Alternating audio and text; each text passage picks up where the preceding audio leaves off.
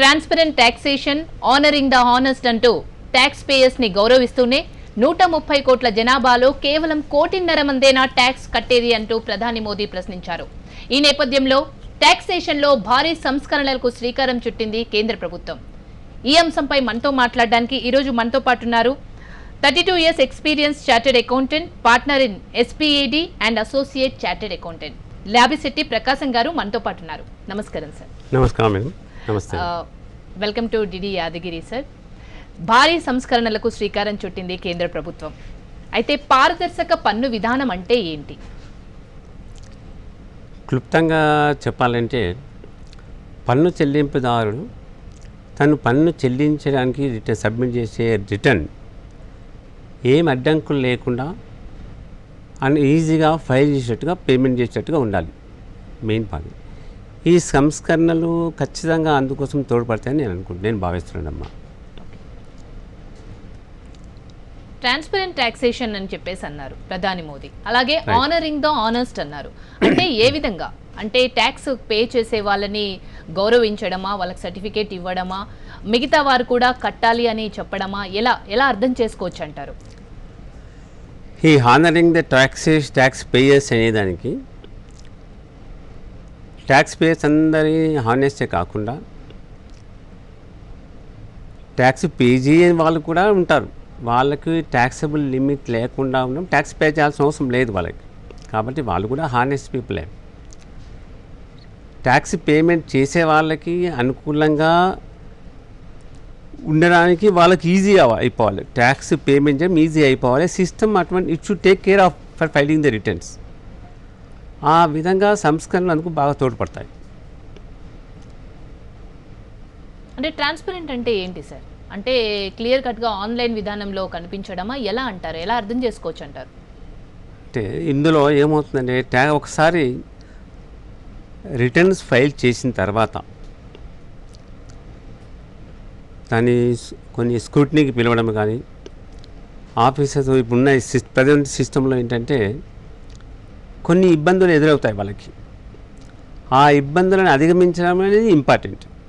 ఇబ్బందులను అధిగమించేస్తే వాళ్ళు tax payers కూడా ఎంతో ప్రోత్సాహంతో వాళ్ళు రిటర్న్ ఫైల్ చేయడము, పారదర్శకతతో వాళ్ళు కూడా రిటర్న్స్ ఆ విధంగానే ట్యాక్స్ పేమెంట్ చేయడం జరుగుతుంది. అటువంటి విధానానికి తోడ్పడాలనేది ఈ సంస్కరణ తీసుకొచ్చే ముఖ్య ఉద్దేశం. హానరింగ్ అనేది ఇక్కడ ఏంటంటే వాళ్ళకు ఏ ఇబ్బందులు లేకుండా రిటర్న్ ఫైల్ చేయడం అనేది మెయిన్ ఇంపార్టెంట్. దానివల్ల వీళ్ళే కాకుండా వేరే వాళ్ళు కూడా ముందుకు వచ్చే అవకాశం ఉంటుంది వాళ్ళ యొక్క రిటర్న్ ఫైల్ చేయడానికి. అది ఈ ప్రభుత్వం ముఖ్య ఉద్దేశమే అది. ట్యాక్స్ పే చేయని వాళ్ళు కూడా ట్యాక్స్ పేమెంట్ చేయడానికి అనుకూలంగా వాళ్ళకి ఈ సంస్కరణ తోడ్పడతాయని నేను అనుకుంటున్నాను. అంటే ట్రాన్స్పరెంట్ టాక్సేషన్ అంటే సార్, అంటే ఆఫీసుల చుట్టూ తిరిగి ఇబ్బందులు పడకుండా ఆన్లైన్ విధానంలోనే వాళ్ళు ట్యాక్స్ చేసే విధంగా ఉంటుందంటారా? ఖచ్చితంగా చెప్పుకోవచ్చు. ఆఫీసులో పెట్టి తిరగాల్సిన అవసరం లేకుండా, వాళ్ళకి ఏ ప్రభుత్వ అధికారులు కూడా ఇబ్బంది కలిగించకుండా ఆన్లైన్లోనే ఫైల్ చేయడానికి, తర్వాత రెస్పాన్స్ కూడా ఆన్లైన్లో ఇవ్వడానికి అనుకూలంగా ఉంటుంది. ఆ విధంగా ఈ ఇబ్బందులను దూరం చేయొచ్చని ఈ సంస్కరణ ఉద్దేశం. అంటే ట్యాక్స్ పేయర్స్కి హైరార్కీస్ ఉంటాయా సార్? ఈ అఫీషియల్ని కలవాలా, ఇలా కలవాలని ఇప్పటివరకు ఎలా ఉంది? రిటర్న్ ఫైల్ చేసిన తర్వాత ఇన్కమ్ ట్యాక్స్ ఆఫీసర్స్ కానీ, తర్వాత అసిస్టెంట్ కమిషనర్ లెవెల్లో కానీ, DCIT లెవెల్లో కానీ ఈ అసెస్మెంట్ జరిగేది ఉంటుందమ్మా. అసెస్మెంట్ అనేది జరగడం జరుగుతుంది. ఈ ఇన్కమ్ పెరిగినా కొద్దీ, ట్యాక్స్ లెవెల్ పెరిగినా కొద్దీ వాళ్ళ యొక్క అధికారిని కలవాల్సినది వాళ్ళ స్థాయి కూడా మారిపోతుంది. వాళ్ళకు ఈ ప్రాసెస్లో ఏమవుతుందంటే ఈ పరిశీలించడానికి కొన్ని ఇబ్బందులు అయితే ఖచ్చితంగా జరుగుతాయి. ఇది వాస్తవమే. ఆ ఇబ్బందులు అధిగమించడం చాలా ఇంపార్టెంట్. ఒక పన్ను మామూలుగా ఒక రిటర్న్ సబ్మిట్ చేయడం సరిపోదు. రిటర్న్ సబ్మిట్ చేయమంటే స్మాల్ రిటర్న్స్ అంటే can be there is no scrutiny for them. పన్ను చెల్లించే వాళ్ళకి పన్ను చెల్లింపులు కాకుండానే వాళ్ళకి ఇబ్బందులు కూడా ఈ మదింపులో ఇబ్బందులు కూడా ఉంటాయి. ఆ ఇబ్బందులను అధిగమించడం చాలా ఇంపార్టెంట్. ఎన్నో సంవత్సరాల నుంచి ఈ ఇబ్బందులను దూరం చేయడానికి అందరూ వెయిట్ చేస్తున్నారు. బహుశా ఈ ఇబ్బందులన్నీ గమనించిన తర్వాతనే బహుశా ఈ సంస్కరణ తీసుకొచ్చారని నా ఉద్దేశం అమ్మ. Okay.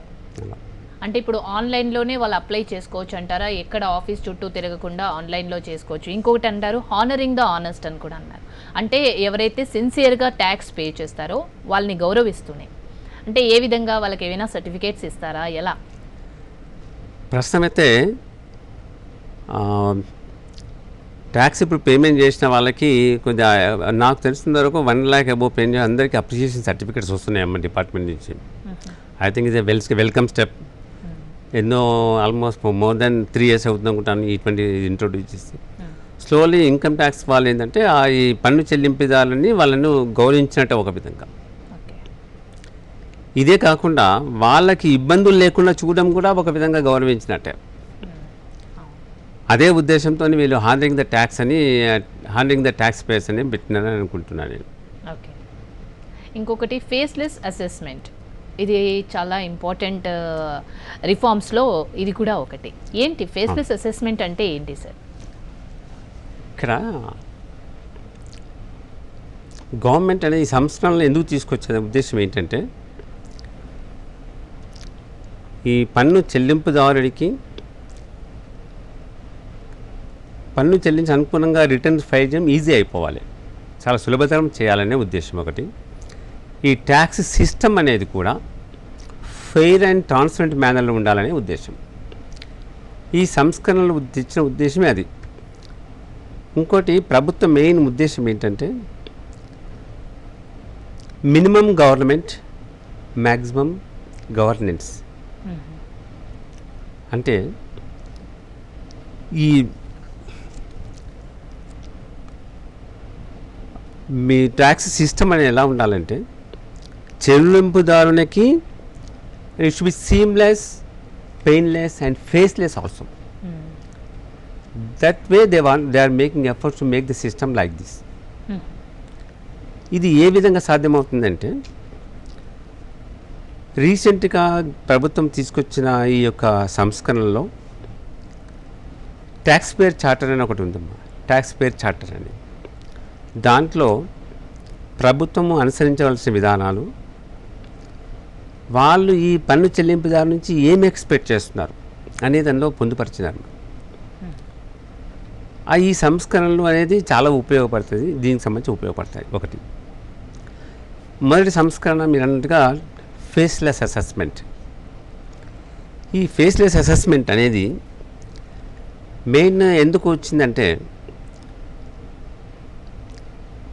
Tax payers returns file చేస్తూ ట్యాక్స్ పేమెంట్ చేసినా కానీ వాళ్ళు కొన్ని ఇబ్బందులు ఎదుర్కొంటున్నారు. ఆ ఇబ్బందులను అధిగమించడానికి ఈ ఫేస్లెస్ అసెస్మెంట్ ఉపయోగపడుతుందని నేను అనుకుంటున్నాను. దీనివల్ల ఇబ్బందులు అనేవి చాలా వరకు 90% ఇబ్బందులు ఉండవని నా ఉద్దేశం. ఓకే. అంటే ఏ విధమైన ఇబ్బందులు పడుతున్నారు సార్? ఒకటి ఎగ్జాంపుల్. ఒకటి వాళ్ళు ఫస్ట్ ఏమైందంటే నోటీస్ పంపిస్తారు వాళ్ళు, డిపార్ట్మెంట్ వాళ్ళు కొన్ని ఏదో ఒక కొన్ని పారామీటర్స్ వాళ్ళు కంప్యూటర్స్కి ఇస్తారు. కంప్యూటర్స్ ఇచ్చిన వాళ్ళు ఆ సంబంధించిన కేసెస్ స్క్రూటినీ పరిశీలన కోసం నిమిత్తం సెలెక్ట్ చేస్తారు. సెలెక్ట్ చేసిన తర్వాత ఇన్కమ్ ట్యాక్స్ వాళ్ళ డిపార్ట్మెంట్ నుంచి నోటీస్ వస్తుంది, ఆ పర్సన్కి నోటీస్ వెళ్ళిపోతుంది. ఈ నోటీస్లో ఏమేమి పొందుపరిచిన విషయాలు ఏంటంటే ఫస్ట్లో నేను చూశాను వాళ్ళు వేసిన క్వశ్చన్స్ అన్నిటికీ questions are going to 6 to 7 pages are going to questions itself 6 to 8 pages covering. అవన్నిటికీ ఆన్సర్ ఒకటి ఇవ్వడము, క్వశ్చన్స్ అడిగిన రిపీట్ చేయడము, తర్వాత అడిగిన వెంటనే ఒకసారి ప్రజెంటేషన్ మీరు వాళ్ళు డేట్ ఇచ్చిన వెంటనే అప్పుడు వెళ్ళి దానికి సంబంధించిన సమాధానం ఇచ్చినా అని అది అన్నీ చూసిన తర్వాత మరలా మిగతావి తీసుకురమ్మడము. ఇటువంటి అలా 3-4 times తీసుకొచ్చినా అది కంప్లీట్ కాదు. ఒకసారి అయిపోతే మళ్ళీ ఇంకోసారి పిలవడము, ఇవన్నీ దేనికోసం ఇవన్నీ అయితే ఉన్న వ్యవహారాన్ని మానేసుకొని మీ యొక్క ట్యాక్స్ రిటర్న్ ఫైల్ చేసినందువల్ల ఇన్ని ఇబ్బందులకు గురి కావడం అవసరం లేదు కదా అక్కడ. అలా పిలిపించడము వాళ్ళు the discussion is taking place in the 4 corners of the call. In hall రూమ్లో కూర్చొని దానిలో డిస్కస్ చేస్తుంటారు. ఈ డిస్కస్ చేయడం వల్ల ఏమవుతుందంటే there is every chance for corruption. That is state of this faceless అసెస్మెంట్లో this face to face interaction will not be there. Simply file the written online, and if it is selected for scrutiny like the same reasons what they now exist in present system, they will call for the information. These are the information we require. We will give a response. If they require further information, they can go it. ఈ faceless అసెస్మెంట్లో notice ఇవ్వడం దగ్గర నుంచి ఆన్లైన్లో return file చేసిన తర్వాత ఆన్లైన్లోనే వాళ్ళు notice పంపించడము, ఆన్లైన్లోనే రెస్పాన్స్ ఇవ్వడము జరిగిపోతుంది. ఇంకోటి ఏంటంటే ఫేస్లెస్ అసెస్మెంట్లో టెరిటోరియల్ జ్యూరిడిక్షన్ అనేది ఉండదు. ప్రస్తుతం ఉన్న విధానాల ప్రకారము ఒక ఏరియా బట్టి ఆ ఏరియా ఈ ఆఫీసర్ దగ్గరికి వెళ్తుంది అనేది డిమార్కెట్ చేశారు. ఈ ఫేస్లెస్ అసెస్మెంట్లో ఉండదు. No faceless jurisdiction. Once you file the return, if it is selected for scrutiny, it can be selected by any officer in the country. పిలిచినప్పుడు ఎవరైనా పిలవచ్చు. Even may person who sitting in Jammu and Kashmir, they can also call for the explanations, because explanation can be file only online. అందుకోసమే అది ఈజీగా మనకు చాలా easy అని సులభతరంగా అయిపోతుంటుంది. తర్వాత ఈ టెరిటోరియల్ జ్యూరిడిక్షన్ తీసిన తర్వాత కేసెస్ ఏవేవి పరిశీలన స్క్రూటినీకి సెలెక్ట్ చేయాలి, ఈ విధానం అనేది now we take latest technology using like analytics and artificial intelligence. They are using this. So that మీ అప్పుడు ఏమవుతుంటే impartial selection, unbiased selection will be there for cases. Next ఏంటంటే అసెస్మెంట్ అప్పుడు కూడా నాట్ సింగిల్ మెన్ జడ్జిమెంట్ ఉండదు. అందులో ఇది team based judgement ఉంటుంది. For every place team based scrutiny, team based review, team based assessment. ఈ అసెస్మెంట్ ఫైనల్ చేసేటప్పుడు కూడా ఎలా ఉంటుందంటే first they will prepare draft assessment order. ఈ డ్రాఫ్ట్ అసెస్మెంట్ ఆర్డర్ ఏ ఆఫీసర్ కింద పంపించవచ్చు, ఏ సిటీలోనే పంపించవచ్చు. ఆ అసెస్మెంట్ ఆర్డర్ని రివ్యూ చేయడానికి మళ్ళీ వేరే సీట్లోకి వెళ్ళిపోవచ్చు. రివ్యూ చేసిన అసెస్మెంట్ ఆర్డర్ను ఫైనలైజ్ చేయడానికి వేరే సీట్లో వెళ్ళిపోతుంది.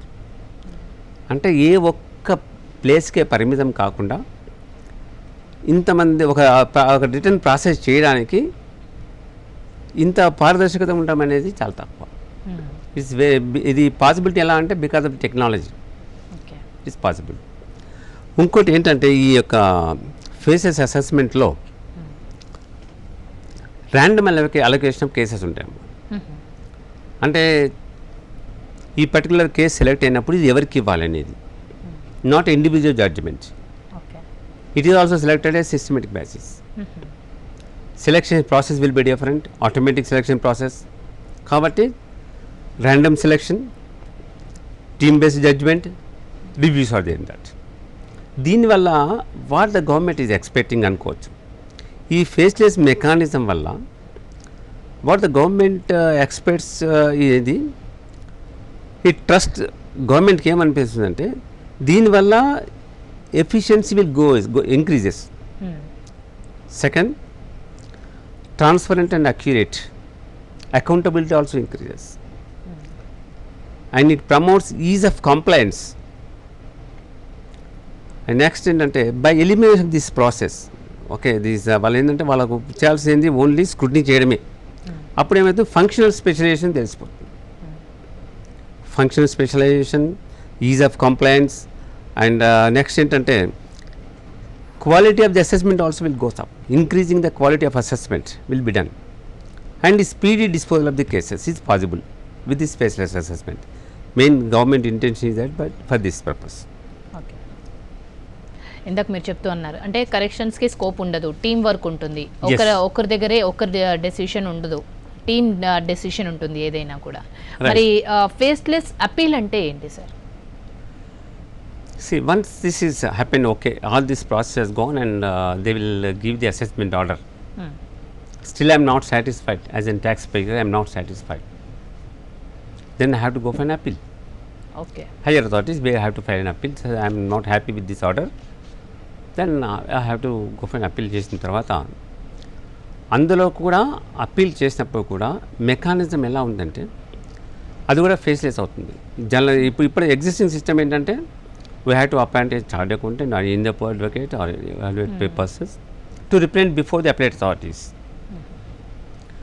ఇప్పుడు ప్రస్తుతం ఏంటంటే అసలు అప్పిలేట్ అథారిటీ ఎవరు ఉంటారో తెలియదు మనకి, ఎందుకంటే it may go anywhere in India. కాబట్టి identity of the person who are handling the scrutiny cases are remain unknown and no need not go to department at all. And what are that is also the decisions and reviews and all are team based. Even appeal also the team based only. Team base faceless. Yeah, faceless. We can expect some impartial judgment, impartial decisions can expect when there is a not single person is involved. That is a faceless assessment. Okay. This faceless assessment and faceless appeals ఎలా అవుతాయంటే దీని కాకుండా అన్ని కేసులకు apply కాదు ఇది. Mostly serious frauds case, major tax evasion cases, benami property and so such type of things are not they are exceptions for this. This is where faceless appeals and assessments అండి. దానివల్ల ఏంటంటే ఈ tax payers they will be definitely they will be happy with this. Okay. One is there is every chance of not paying a single paisa to anybody, అంతే. and decisions will be definitely it will be unbiased decisions are expecting. So The confidence of the system will increases to the taxpayer. Yes, system will take care of it. It should be like that. Okay. So tax payers confidence build చేస్తుంది, తద్వారా వాళ్ళని చూసి ఇంకొకరు కూడా motivate అయ్యి tax pay Yes. చేస్తారు. ఇంకొకటి ప్రధాన ఆబ్లిగేషన్ ఏం చెప్పారంటే ప్రధాని మోదీ 130 కోట్ల జనాభాలో కేవలం ట్యాక్స్ కట్టేది 1,50,00,000, అంటే 1.5 మందే కడుతున్నారు, ఏంటి పరిస్థితి అని అన్నారు. అంటే మిగతా వాళ్ళు ట్యాక్స్ పే చేసే కెపాసిటీ ఉన్నా కట్టట్లేదన్నా ఎలా అర్థం చేసుకోవచ్చు అంటారు ఆ మాటని? అంటే 130 కోట్ల మందిలో దట్స్ ట్రూ, కానీ ట్యాక్స్ రిటర్న్స్ ఫైల్ చేసే వాళ్ళు ఎంతమంది ఉన్నారు అది important first. Let's say about now around 6 lakhs if I am right. 6 lakhs people made filing the tax returns. Out of that, only 3.5 crores people may be paying tax, and other 2.5 crores people are not paying tax. It doesn't mean that having liability they are paying tax. No, they may be filing the returns means they need not pay any tax for that. Yes, they are showing that this is my income and there is no tax liability, and they are filing the returns. See, this is okay. What are the filing returns? Having income and not filing return, not paying tax is that is not acceptable things. There the government has to take care of it. How to catch those people to bring them into tax net. This system, this transparent system, if introduced, and this system if reaches to the common man, we can expect that most of the people will come forward to file the returns and pay tax. అదే GST goods and service tax ఎప్పుడైతే reforms చేశారో దానికి కూడా మంచి applause వచ్చింది. అంటే production దగ్గర నుంచి సర్వీస్ సెక్టార్ వరకు వాళ్ళ ఫైనల్గా కన్స్యూమర్ వరకు కూడా ఎవరికి కూడా డబుల్ ట్యాక్స్ పడకుండా ఉండడానికి జిఎస్టీ ఎలా అయితే తీసుకొచ్చారో ఇప్పుడు హానరింగ్ ద హానెస్ట్ అంటూ ఇన్కమ్ ట్యాక్స్ విధానంలో కూడా భారీ సంస్కరణకు శ్రీకారం చుట్టారు. నిజంగా ఇది ఏ విధంగా ఉండబోతుందంటారు? నాకున్న అనుభవం ప్రకారము చాలా ఇబ్బందులను which cannot be explained really speaking. ఇవన్నీ ఇబ్బందులను అధిగమించవచ్చమ్మా, అధిగమించవచ్చు. Professionals as well as tax payers feel happy with this assessment, this type of assessment. And ఈ భావన అనేది ప్రజల్లోకి వెళ్ళిపోతే most of the people will comfort to pay the tax. ఖచ్చితంగా చాలామంది ట్యాక్స్ పే చేయడానికి, రిటర్న్ ఫైల్ చేయడానికి ముందుకు వస్తారని నేను అనుకుంటున్నాను. ఈ ప్రస్తుతం భావన ఎలా ఉందంటే ఇన్కమ్ ట్యాక్స్ వెళ్ళడం మేము ఎందుకు ఫైల్ చేయడము అనే ఒక నెగిటివ్ ఒపీనియన్ ఉంది పబ్లిక్లో. దీనివల్ల ఆ నెగిటివ్ ఒపీనియన్ అనేది ఉండదని నా ఉద్దేశం. ఓకే, ట్యాక్స్ పేయర్స్ చార్టర్ అంటే ఏంటి సార్? ట్యాక్స్ పేయర్ చార్టర్ ఇది ఒక సంస్కరణ అని చెప్పేసి మంచి, ఇది గుడ్ రిఫార్మ్. ఇందులో ఏంటంటే ప్రభుత్వము ఈ పర్టికులర్ ఇన్కమ్ ట్యాక్స్ డిపార్ట్మెంట్ వాళ్ళు ఏ విధంగా ప్రజలతోని ఈ ట్యాక్స్ పేయర్స్తో బిహేవ్ చేయాలి, what are the commitments towards the their income tax department commitments towards the tax payers. తర్వాత ట్యాక్స్ పేయర్స్ యొక్క ఆబ్లిగేషన్ ఏంటి, what the government is expecting from the tax payers అనేది కూడా అందులో ట్యాక్స్ పేయర్ చార్టర్లో మెన్షన్ చేశారు. ఇప్పుడు example తీసుకుంటే tax payer చార్టర్లో now the income tax department assures the tax payers that they will provide fair, courteous and reasonable treatment for them, and they will provide the professional assistance in all its dealings with the taxpayers. It's a beautiful wording, is beautiful. Second, and they should treat the taxpayers as a honest. Nowadays ఇప్పుడు present system ఎలా ఉందంటే ఒక return file చేసిన వెంటనే వాడు ఇది చూపించింది ఎంత, చూపించకుండా చాలా ఉంటుంది అనే భావనతోనే వాళ్ళు బిగించేస్తారు. అప్పుడు జస్టిఫై చేయలేరు వీళ్ళకి. కాబట్టి ఆ భావన అనేది ఉండకుండా వాళ్ళు హానెస్ట్ అనే భావనే ఉండాలి. Yes, they should feel that tax payer is a honest unless there is a believe, otherwise there is information is there, they can change the opinion. But they should begin with only taxpayer is honest. And the income tax department ఇంకో commitment ఏంటంటే they should provide the appeal mechanism and review mechanism. Impartial appeal mechanism must be there. ఇప్పుడు appeal ఎలా ఉందంటే department వ్యక్తి అప్పీల్లో ఉంటున్నాడు, అప్పుడు ఇంపార్షియల్గా ఉండే అవకాశం తక్కువ. కాబట్టి that is income tax department should provide a impartial appellate mechanism and review mechanisms. Provide correct information to the department and provide all the necessary information to the taxpayer also. Calculate the correct tax payable by the taxpayer. All these terms are commitments made by the department that we will do this. That is a taxpayers, there's a list. Okay. Almost 14 services commitment list is there. Like the major is దాంట్లో కమిట్మెంట్లో major ఏంటంటే respect the privacy of the tax payer. Particularly ఏమవుతుందంటే ఈ search కానీ case కానీ the behaviour is different. So they should respect the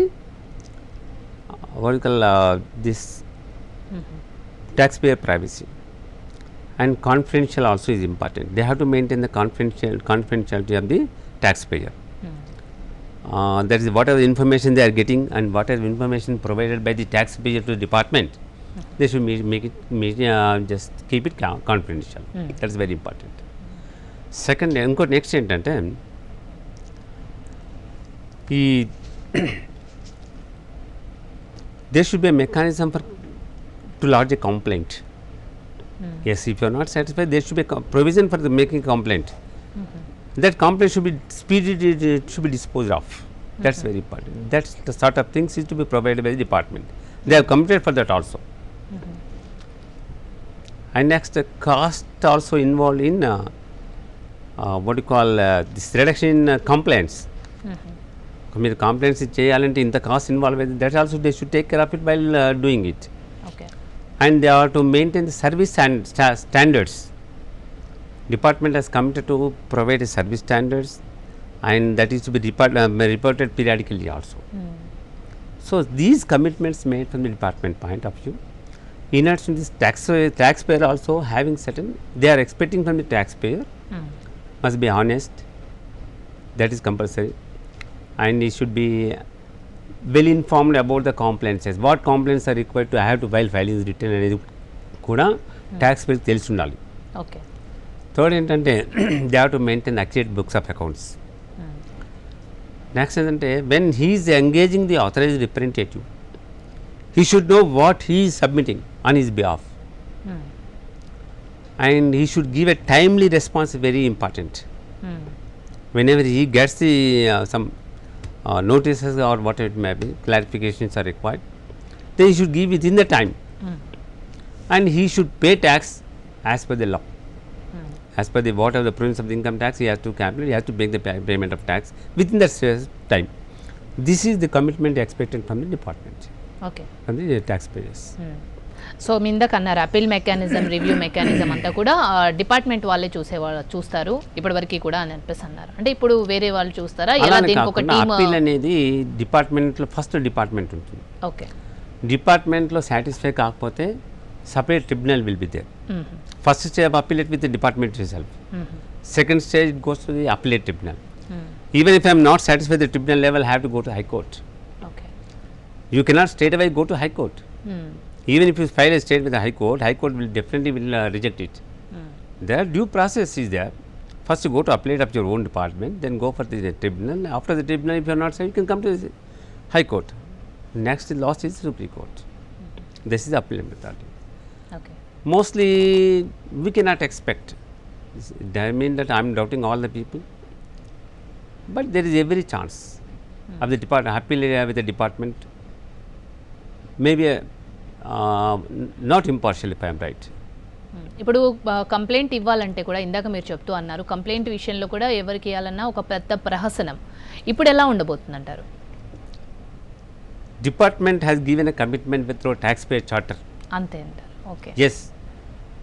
See, all these fruits of this reforms depends on the implementation, ma'am. If it is properly implemented with the intention behind it, what are the intention by bringing the reforms? అలా అవుతే ఖచ్చితంగా ఇది success అవుతుంది నా ఉద్దేశం అండి. Okay. ఇప్పుడు మేము మా యొక్క ఈ అనుభవంలో చూస్తున్నాం కదా, it is a welcome step. Definitely a welcome step, and will wholeheartedly we are inviting these faceless assessments and DIN. This is very very important document now. What is DIN? DIN. Yeah. This is now stands for document identification number. ఈ document identification number లో if this is DIN is not there, tracking this case is impossible. Because assessment and reviews and technical verification, everything will take place different places in the country. Then how to track this? This is DIN is the only way to track this, the status of the case and where it is, how it is, what is the status, and what is the progress can be known with a DIN number. This will be DIN will be issued by the NEAC, National E-Assessment Center, which is established in Delhi, that takes care of the faceless assessment. So that will issue, that issues this DIN number. Okay. So ఎందుకు reform సంస్కరణలకు కారణం ఏంటంటారు? ఇప్పుడు ఆవశ్యకత ఏంటంటారు? నాకు ఈ సంస్కరణ చూసిన తర్వాత అనిపిస్తుంది ఏంటంటే they have made a good inquiry. Definitely they have made a good inquiry where the people are not satisfied. What are the problems they are facing it? Is it really required as reforms అనేది వాళ్ళు చాలా వరకు వాళ్ళు కనుగొన్నట్టు అనిపించింది నాకు. మీరు suppose ఇప్పుడు మీరు నన్ను అడుగుతున్నట్టుగానే everyone will express the same opinion. They are facing a lot of problems while completing the assessments in scrutiny assessments. This scrutiny assessment is really difficult. It's not that easy to tackle these people. And ఈ సంస్కరణలు రావడానికి కారణం ఏంటంటే to narrow down the discretionary of the particular persons, discretionary of the asking officers to get reduce this narrowing down their discretionary powers. ఆ gap తగ్గించడానికని ఇది ఉపయోగపడిపోతుంది ఖచ్చితంగా. So personal taxes ప్రజలు నిజంగా అంటే సీరియస్గా తీసుకోకపోవడానికే ట్యాక్స్ పేయర్స్ తగ్గారు అని అనుకోవచ్చు అంటారా? ట్యాక్స్ అంటే నిర్లక్ష్యం అనుకోవచ్చా? ఎందుకులే అనుకునే తత్వమే ఎక్కువగా ఉండడం వల్ల ట్యాక్సెస్ తక్కువగా కడుతున్నారు అనుకోవచ్చా? ఎలా అనుకోవచ్చు అంటారు సార్? ప్రజల్లో ఇన్కమ్ ట్యాక్స్ డిపార్ట్మెంట్ ఒక నెగిటివ్ ఒపీనియన్ ఉంటుంది. ఎందుకులే వాళ్ళు వెళ్ళడము, ఒకసారి ఫైల్ చేస్తే ఎన్నోసార్లు మళ్ళీ వాళ్ళ నుంచి నోటీస్ వస్తాయి, వాళ్ళు వెళ్ళి ఎవ్రీ టైం వెళ్ళి వాళ్ళతో ఎక్స్ప్లెనేషన్ చేసుకొని రావడం అవసరమా అని భావన ఎక్కువ ఉంటుంది. అయితే ఆ భావన తొలగించాలంటే ఈ ట్యాక్స్ పే చార్టర్ చాలా ఉపయోగపడుతుంది. ఈ ట్యాక్స్ పే చార్టర్ నేను చెప్పిన 14 కమిట్మెంట్స్ డిపార్ట్మెంట్ చేసిన వాళ్ళు అవి మాత్రం వాళ్ళు త్రికరణ శుద్ధిగా పాటిస్తే మాత్రం ఖచ్చితంగా ట్యాక్స్ బేస్ ఇంక్రీజ్ అవుతుందని నా ఒపీనియన్. ఓకే. ఇంకా ఇండియాలో చూసుకుంటే ఆర్గనైజ్డ్ సెక్టార్, అనార్గనైజ్డ్ సెక్టార్ అనేది 2 సెక్టార్స్ ఉన్నాయి. అంటే సంఘటిత రంగం, అసంఘటిత రంగం. ఈ అసంఘటిత రంగం వాళ్ళే ఎక్కువగా ఉన్నారు కాబట్టి ట్యాక్స్ ఫైల్ చేయట్లేదు కాబట్టి తగ్గింది అనుకోవచ్చు అంటారా? తగ్గిందని అనుకోవడం కంటే పెరగలేదు అనుకోవచ్చు ఫస్ట్. ఓకే. ఒకటి ఎలా అంటే అసంఘటిత రంగంలో కూడా అది ఇన్కమ్ వచ్చే వాళ్ళు చాలామంది ఉన్నారు. కానీ వాళ్ళకి ఏంటంటే ట్యాక్స్ పేమెంట్ ఫైల్ చేసేసి రిటర్న్ ఫైల్ చేయాల్సిన అవసరం రావట్లా. అలా అవసరం మాత్రం ఖచ్చితంగా వాళ్ళు ట్యాక్స్ పేమెంట్ చేస్తారు. ఇప్పుడు వీళ్ళను ట్యాప్ చేయడం ప్రభుత్వంకు మెయిన్ ఇంపార్టెంట్ కావాల్సింది. ట్యాక్స్ పే చేసేవాళ్ళు, రిటర్న్ ఫైల్ చేసేవాళ్ళు ఎలా అయినా ఫైల్ చేస్తారు. ఇన్కమ్ ఉండి return tax payment return file చేయని వాళ్ళే చాలామంది. వాళ్ళను ఈ ట్యాక్స్ యాంగిల్లోకి తీసుకొని రావడం మీ ఉద్దేశం, మెయిన్ సంస్కరణ. ఈ సంస్కరణలు చాలా ఉపయోగపడతాయి దానివల్ల. తర్వాత ఇప్పుడు ఓకే, గవర్నమెంట్ ఆల్సో ప్రభుత్వం కూడా కొన్ని స్టెప్స్ తీసుకుంటుంది. How to get the increase the tax base. దానివల్ల ఇప్పుడు ప్రస్తుతం ఆల్రెడీ కొన్ని స్టెప్స్ ఇంతకుముందే తీసుకుంది. ఏదంటే బ్యాంక్ ట్రాన్సాక్షన్స్, కొన్ని హై వాల్యూ ట్రాన్సాక్షన్స్ ఉంటాయమ్మా. ఈ హై వాల్యూ ట్రాన్సాక్షన్స్ బ్యాంకులో చేస్తామన్నిటిని ఖచ్చితంగా they are sharing with the government now. Income tax government చేస్తున్నారు. వాళ్ళు ఇందులో రిటర్న్లో ఫైల్ చేస్తున్నారా లేదా, చేయకపోతే వాళ్ళకు నోటీస్ వెళ్ళిపోతుంది, ఖచ్చితంగా వెళ్ళిపోతుంది. ఇటువంటి చర్యల వల్ల కొన్ని ట్యాక్స్ బేస్ పెరిగే అవకాశం ఉంటుంది. ఓకే. అంటే మీరు ఇందాక చెప్తూ అన్నారు ట్రాన్స్పరెన్సీ ఉండాలంటే ఇప్పుడు కట్టని వాళ్ళు కూడా కట్టాలి. అంటే వాళ్ళకి ట్యాక్స్ పే చేసే కెపాసిటీ ఉన్నా కూడా కొంతమంది చాలామంది కట్టడం లేదు. వాళ్ళని ఎలా ట్రేస్ చేస్తారంటారు? వాళ్ళకి జనరల్గా ప్రతి ఒక్కరికి ఏంటంటే ఇంకా ఉన్న వాళ్ళకి బ్యాంకింగ్తో జనరల్గా అందరికీ సంభవం బ్యాంకింగ్ ట్రాన్సాక్షన్స్ ఆర్ కంపల్సరీ. ఈ banking transaction the government has correctly pointed out.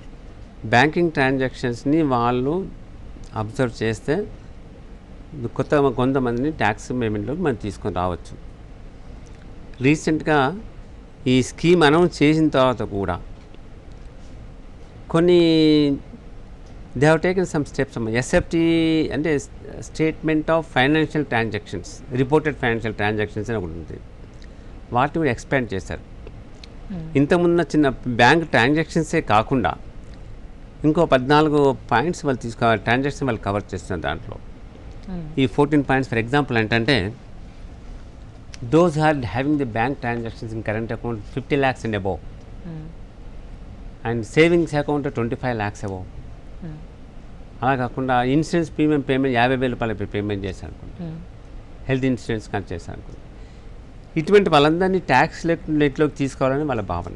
Okay, వాళ్ళు ఆల్రెడీ ట్యాక్స్ రిటర్న్ ఫైల్ చేస్తే పర్వాలేదు, కానీ ఇవన్నీ సోర్స్ అన్నమాట. To get the new tax base increase చేసుకోవడానికి ఇవన్నీ ఒక సోర్స్ వాళ్ళకి. ఓకే, కొన్ని ఏంటంటే ఇంకా హౌసింగ్ లోన్ తీసుకున్న వాళ్ళు, are they really paying the tax, are they filing the returns, కొన్ని 14 పాయింట్స్ 14 మెంబర్స్ వాళ్ళు కవర్ చేస్తున్నారు ఈ ట్రాన్సాక్షన్ పూర్వంగా. తర్వాత ఇంకేంటంటే ప్రస్తుతం ఇంకోటి గవర్నమెంట్ వాళ్ళు తీసుకునేది ఏంటంటే, బ్యాంక్లో 50 లక్షల రూపాయలు టర్న్ ఓవర్ ఉంటే ప్రొఫెషనల్స్ కానీ బిజినెస్ పీపుల్ కానీ compulsory they have to file the return.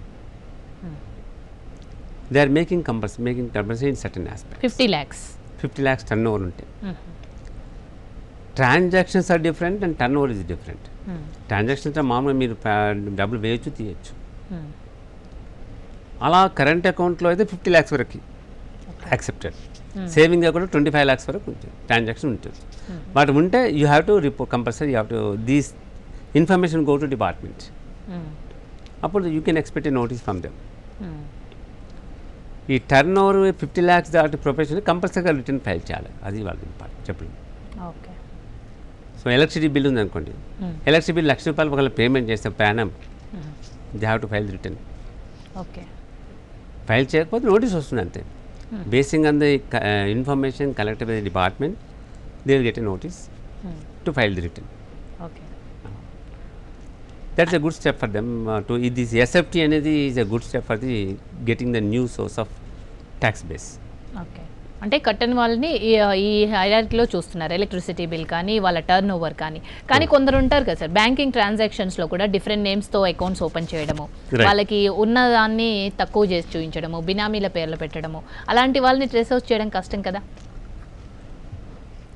అంటే 100% మనం ట్రేస్ అవుట్ చేయడం కరెక్ట్ కాదు. కానీ ఇప్పుడు particular real estate I'm telling you, real ఎస్టేట్లో అక్కడ జరుగుతున్న transactions will not represent true values will not represent in the taxation systemలో. Its value in the registration is 5 lakhs, whereas real value is 50 lakhs. How to bring those things into account? That is very difficult job. Fixing the problem with the fixing value is the state government job. That is the reason problem is that. So central government cannot go for the insist the government, state government to go for increasing the value of the is real estate. So ఇప్పుడు మీరు అడిగారంటే ఈ tapping the source, tapping అనేది bank transaction వల్ల only guide them to send a notice whether that a paying tax or not. Those who are paying tax and making these transactions is acceptable. But those who are not doing, they come forward to file the returns. But అంటే అందరూ అంటే స్వచ్ఛందంగా ముందుకు రావాలి అని చెప్పేసి అన్నారు ప్రధాని మోదీ. అంటే ఫోర్స్ ఏమీ లేదా అందులో, అంటే ట్యాక్స్ పే చేయని వాళ్ళకి ఫోర్సబుల్ పేమెంట్ లాంటిది ఉండదంటారా? అంటే having income to liable to tax exceeding the liable tax అంతే కదా చేయాల్సింది. బిలో ట్యాక్సబుల్ లిమిట్ అక్కర్లేదు కదా, రిటర్న్ ఫైల్ చేయాల్సిన అవసరం లేదు. ఎవరైతే ఇన్కమ్ ఎక్కువ ఉండి రిటర్న్ ఫైల్ చేయడం లేదు వాళ్ళు స్వచ్ఛందంగా ముందుకు వస్తే ప్రాబ్లమ్స్ ఏమి ఉండవు. బట్ డిపార్ట్మెంట్ నుంచి నోటీస్ వచ్చిన తర్వాత వాళ్ళు రిటర్న్ ఫైల్ చేసి ట్యాక్స్ పేమెంట్ చేసినట్టయితే ఇంట్రెస్ట్ అండ్ పెనాల్టీస్ వచ్చే అవకాశం ఉంటుంది. కాబట్టి వాళ్ళు స్వచ్ఛందంగా ముందుకు వస్తే it's welcome step for them. And ఈ సంస్కరణలు మాత్రం చాలా ఉపయోగపడతాయేమో వాళ్ళకి, కట్టే వాళ్ళకి ఎస్ రిటర్న్ ఫైల్ చేసి పారదర్శకంగా ఉంటుంది, వాళ్ళు ఎక్కడ తిరగాల్సిన అవసరం లేకుండా. ఖచ్చితంగా ఎస్. డిపార్ట్మెంట్ కమిట్మెంట్స్ అనేటివి చాలా important, they very much helpful for them. ఆ డిపార్ట్మెంట్ కమిట్మెంట్స్ అనేవి మనం పబ్లిక్లోకి తీసుకెళ్ళాలి. తీసుకెళ్తే మాత్రం డెఫినెట్గా they will be good response. Particular ఈ ప్రాక్టీస్లో ఉన్న వాళ్ళు వాళ్ళ యొక్క ఐ థింక్ దట్ ఈజ్ వాళ్ళ యొక్క హెల్ప్ చాలా అవసరం వస్తుంది ఈ దీనికి సంబంధించి కొత్త వాళ్ళని ట్యాక్స్ నెట్లోకి తీసుకోవాలంటే. ఎందుకంటే they are accessible to the lot of people. వాళ్ళు కన్విన్స్ చేస్తే they have to they have to communicate with them what exact the government intention is అనేది వాళ్ళు రిప్రజెంట్ చేస్తే బాగుంటుంది. సంస్కరణల వల్ల అసెస్మెంట్ ఎలా ఉపయోగపడుతుందండి? ఇలా నేషనల్ లెవెల్లో ఆలోచిస్తే NAEC is the top organization, independent organization for the completing this assessment, faceless assessment సంబంధించి. ఈ NAEC is a center in a national NAEC will shortly చెప్పచ్చు. ఈ సెంటర్ ఏం చేస్తా అంటే బికాస్ దిస్ ఆటోమేషన్ వల్ల artificial intelligence and using this next other technology advancement వల్ల కొన్ని కేసెస్ని సెలెక్ట్ చేస్తారు, ట్యాక్స్ పేస్ సెలెక్ట్ చేస్తారు. సెలెక్ట్ చేసిన తర్వాత it issue notices to the assessee specifying that these are the reasons why your case has been selected for scrutiny అని. You have to give the response, these are the specifications, you just please response అని notice పంపిస్తాం. ఆ notice పంపించినప్పుడు with in 15 daysలో he has to give online response. The assessee tax payer assessee are they have to give a response within 15 days. ఈ response ఇచ్చిన తర్వాత NAEC intern ఏంటంటే ఆ అసెస్మెంట్ యూనిట్కి ఈ రెస్పాన్స్ పంపించేస్తారు. ఈ అసెస్మెంట్ యూనిట్ అంటే ఎక్కడ ఉంటుంది అని చెప్పడానికంటే త్రూఅవుట్ కంట్రీలో different centres will be establish with Hyderabad, even Bombay, Madras, Chennai, Calcutta, anywhere in the country they having different centres. అక్కడ దాన్ని REC అంటారు. ఈ REC సెంటర్లో మన టెక్నికల్ యూనిట్, అసెస్మెంట్ యూనిట్ అన్నీ ఉంటాయి. ఈ నోటీస్ నుంచి రెస్పాన్స్ రాగానే అసెస్మెంట్ యూనిట్కి పంపిస్తారు.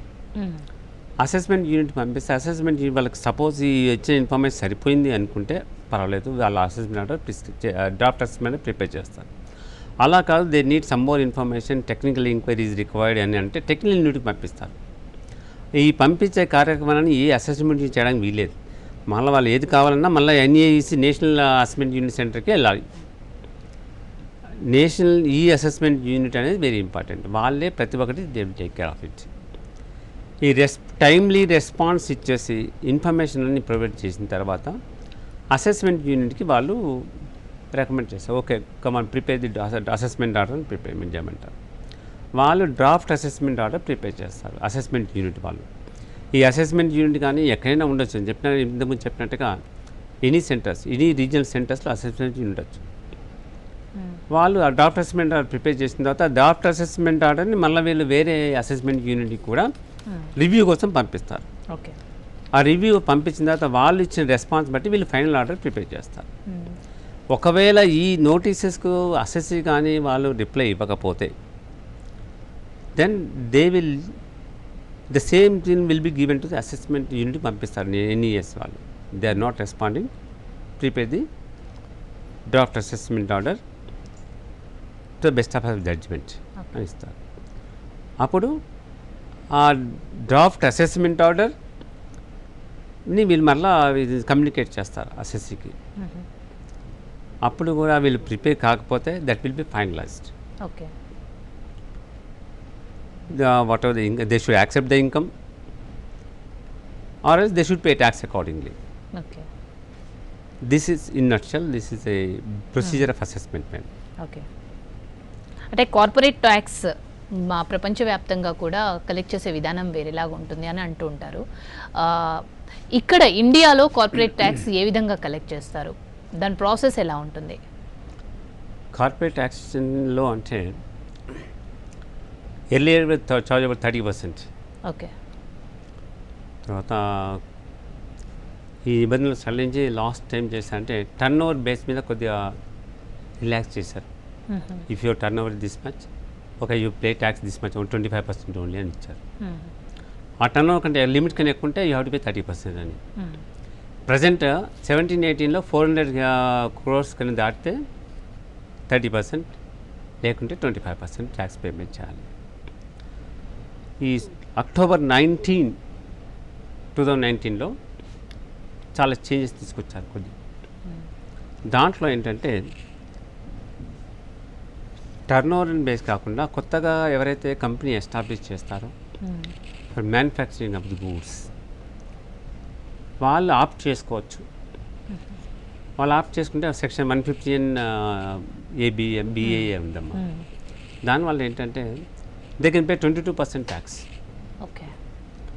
వన్ మోర్ ఆప్షన్ 19లో స్టార్ట్ చేస్తేనేమో 15% only they can pay tax. This 15% definitely is the lowest in the world, and I can say that mostly. దీనికి సబ్జెక్టు కండిషన్ ఏంటంటే దేర్ ఆర్ సర్టన్ కొన్ని నిబంధనలు అనుగుణపడి ఈ బిల్లు ఆప్ట్ చేసుకోవాల్సి వస్తుంది. అంటే అటు ఫోర్గా సర్టన్ లాసెస్ ఏమంటే లాసెస్ యాక్సెప్ట్ చేయరు, డిప్రిషన్ యాక్సెప్ట్ చేయరు. ఆ కండిషన్స్ అన్నీ అనుకరించుకొని 15% వీళ్ళు ఫిక్స్ చేశారు. ఓకే. మరి to encourage the new industries, that's main intention of the government. Okay. ఇది వరల్డ్ వైజ్ ఆలోచిస్తే neither it is less Nar more. Suppose if you take in Singapore, they are charging 17%. UK definitely less than this. USA definitely less than this. Just for example, జపాన్లో 30% ఉందమ్మా tax rate ఉంది. సింగపూర్లో 17% as I said now. చైనాలో 25%. Like the different rates. Okay. So అందుకోసమే ఏంటంటే is neither more Nar less, is in average. Okay. But when you consider 15%, definitely is the lowest. So they should take advantage of this 15% now. Our condition ఏంటంటే they should establish the industry and they should commence the production by 2013, before March 13 March. Condition అన్నమాట. అలా వస్తే okay, they can pay 15% tax. It's one sort of incentive to have the industry and come into production. Okay. Coming back to individual ట్యాక్స్లో కూడా 5 lakhs వరకు exemption ఇచ్చారు. అయితే అందులో కూడా రిఫార్మ్స్ తీసుకొచ్చారన్నారు. ఏ విధమైన రిఫార్మ్స్ ఉన్నాయంటారు అందులో? ఇందులో ఇంతకుముందు మనకి 3 tax base, 3 tax slabs availability. Okay. Slab up to 2.5 lakhs no tax. Above 2.5 lakhs up to 5 lakhs is a 5%, and 5 lakhs to 10% is a 20%. There are only 3 slabs, 4 slabs maximum. రీసెంట్గా ఏం చేస్తారంటే for the running period assessment year 21 and 22 they made slabs have increased, reduce the rate of tax also. ఇంతకుముందు 10%, 20%, ఇప్పుడు 10% కూడా చేసేవారు. Suppose ఇప్పుడు having the average about 7.5 lakhs income ఉంది అనుకోండి, they have to pay only 10%. ఇంతకుముందు అయితే 20% వస్తుంది ఇంతకుముందు. అంటే ఇవన్నీ చేసిన తర్వాత ఎలా అనిపిస్తుంది అంటే ఓకే, ఈ ట్యాక్స్ స్లాబ్స్ని పెంచారు, రేట్స్ తగ్గించారు. అయితే ఇంతకుముందు కొన్ని ఎగ్జంప్షన్స్ అని ఉండేవి, ఇప్పుడు ఆ ఎగ్జంప్షన్స్ తీసేశారు. ఇది ఆప్ట్ చేసుకుంటే ఆ ఎగ్జంప్షన్స్ మీకు రావంటారు. Standard action no, you are not allowed if you opting for new system, because rates అవి తగ్గించారు కదా. So no standard action is allowed, no housing loan, interest and housing loan allowed, no ATC is allowed. So అవన్నీ తీసేసి rates తగ్గించారు. Okay. అప్పుడు ఏంటంటే వాళ్ళకు existing వాళ్ళకి ఏంటంటే వాళ్ళ ఇన్కమ్ లెవెల్ బట్టి వాళ్ళకి ఇంతకుముందు ఎగ్జిబిషన్స్ ఎలా అవైల్ చేస్తారు, ఎంత అవైల్ చేశారు, దాన్ని బట్టి ఇండివిజువల్గా వేరే ఉంటుంది. ట్యాక్స్ లయబిలిటీ అనేది అడ్వాంటేజా కాదా అనేది ఇండివిజువల్ని బట్టి ఓకే చేసుకోవాల్సి వస్తుంది. మోదీ ఇంకో మాట కూడా అన్నారు, వివాద్ సే విశ్వాస్ అని చెప్పేసి. వివాద్ ఏంటి, విశ్వాస్ ఏంటి సార్? ఇంతకుముందు చెప్పినట్టుగా if I'm not satisfied with the order made by the assessing authority, I will go for appeal. అలా అప్పీల్లో ఐఎమ్ నాట్ సాటిస్ఫైడ్, అప్పీల్ లెవెల్లో సాటిస్ఫై కాకపోతే ట్రిబ్యునల్కి వెళ్ళడం, ట్రిబ్యునల్ కాకపోతే హైకోర్టుకి వెళ్ళడం ఉన్నాయి కదమ్మా, సుప్రీంకోర్టుకి వెళ్ళడం చాలా ఉన్నాయి కేసెస్లో. ఈ కేసెస్ అప్పీల్లో ఉన్నా కదా ఏంటంటే they will not pay tax. అయితే ఇప్పుడు గవర్నమెంట్ ఏం చేసింది, okay pay 15% tax and go for an appeal అని ఉంది. At least whatever that is maybe, okay నువ్వు 1 crore ఇవ్వమన్నాము మేము, you are not happy with that, okay 1 crore 15% you pay tax and go for an appeal అంట. అలా appeal system introduce చేసిన తర్వాత అప్పీల్లో సాటిస్ఫై కాకపోతే I will go for next higher level of judiciary వెళ్తాను, అప్పీల్ ఫైల్ చేస్తాను. ఈ తర్వాత ఏమవుతుంది, అలా number of cases are increasing every year. దానివల్ల కేసెస్ డిస్పోజల్ తక్కువగా, చాలా అది తొందరగా కావట్లేదు. కేసెస్ తొందరగా నిర్ణయించబడకపోతే ఏమవుతుంది, గవర్నమెంట్కి ఇన్కమ్ ట్యాక్స్ రాదు, అవన్నీ అక్యుములేట్ అయిపోతూనే ఉంటాయి. ఓకే. ఈ వివాద్ సే విశ్వాస్ స్కీమ్ తీసుకురావడం కారణం కూడా అదే. అప్పీల్లో ఉన్నవన్నీ తగ్గించేసుకోవాలి. ఓకే.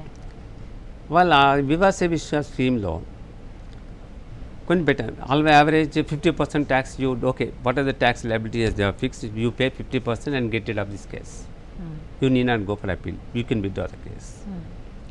అలానే ఇన్సెంటివ్ ఇచ్చేస్తారు. దీనివల్ల more than 3 lakhs cases have been resolved. Okay. They have come forward to make the utilize this scheme. ఎందుకంటే everything is a cost in our days. అవును. నేను అపీల్ ఫైల్ చేయాలన్నా you have to appoint some person and till it in ending is ultimate decision is not known. ఆ risk అంటే ఇది better కదా, 50% okay we will pay 50% and get it off this. ఆ వివాస విశ్వ స్కీమ్లో ఆ విధంగా అప్పీల్స్ ఏవైతే పెండింగ్ ఉన్నాయో they are given offer, okay pay 50% tax and you apply in this Vivad Vishwas scheme, your pending case will be over. Okay. That's a very good job, definitely good. నిజంగా అంటే కట్టని వాళ్ళు కూడా ఇందులోకి వచ్చేసి కట్టేసే అవకాశం ఉంది కాబట్టి ఇది డెఫినెట్గా ఇది యూజ్ అవుతుంది నేషన్ కూడా. డెఫినెట్గా ఇప్పుడు ఎప్పుడో వచ్చేదానికంటే ఇప్పుడు మనము కేసెస్ తొందరగా రిజాల్వ్ చేయలేకపోతున్నారు. అలానే మరి అది వచ్చే ట్యాక్స్ కూడా రావట్లేదు. ఒక ఇదే విధంగా వాళ్ళకు కొద్దిగా ఇన్సెంటివ్ ఇచ్చినట్టుగా ఉంటుంది, గవర్నమెంట్కి రెవెన్యూ వచ్చినట్టుగా ఉంటుంది అనే ఉద్దేశంతో ఈ స్కీమ్ ఏర్పాటు చేసి అనిపిస్తుంది నాకు. తర్వాత now the Modi government one more thing they have done it made, ఈ లీగల్ కాస్ట్ కూడా తగ్గించేస్తుంది. ఏ విధంగా తగ్గించేస్తుంది లీగల్ కాస్ట్ అంటే, government also has to file a case for suppose if it has to file suppose if I'm not happy, I will go to tribunal, I have go to the high court, then government has to represent the case on its own. అప్పుడు government represent చేయాలంటే it incurs a cost for it. A small case 10,000 అయినా స్మాల్కి వెళ్ళాలి, 1 crore అయినా 1 lakh అయినా same వెళ్ళాలి, same cost will be incurred by the government.